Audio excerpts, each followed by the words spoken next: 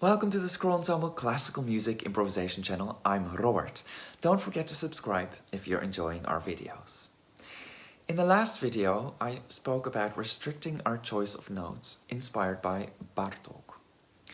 This reminded me of something similar we had done during lockdown, ages ago, or at least it feels that way, on Zoom, inspired by a video by composer David Bruce. So the piano part should have a main line and an accompaniment. In one of the sections of the piece, the main line should just use one note, although it can use octaves. In another section, it can only use 2 notes, and in the third section, 3 notes. The 3 sections can go in any order, and the accompaniment can do whatever it likes. I thought this could also be a nice improvisation concept, and admittedly this would be most fun with a second player. But you could also record yourself doing one of the voices and then recording the accompaniment, or vice versa for yourself.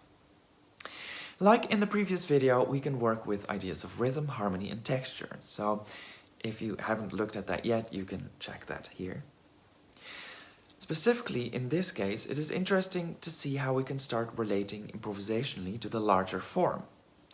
Now, only one player is restricted and the other is free. At the same time, there is a sense of build up or down because we're going from 1 to 3 notes, or 3 to 1.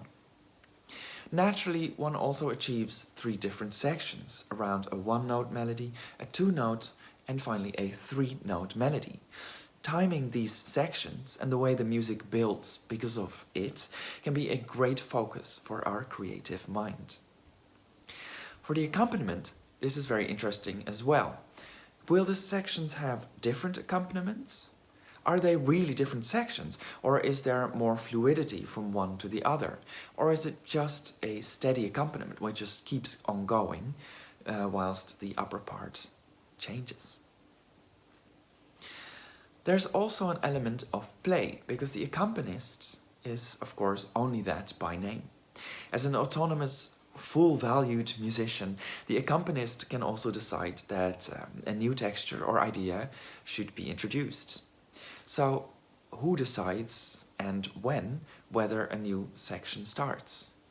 Can you get the other person, your beloved colleague, to change the texture and perhaps then not change texture yourself, so it's like a double feint? Talk about your thought processes together as well after you have improvised. This can lead to very interesting and sometimes bewilderingly different thoughts coming to the surface. Here is an example from James and me. We hope you enjoy it.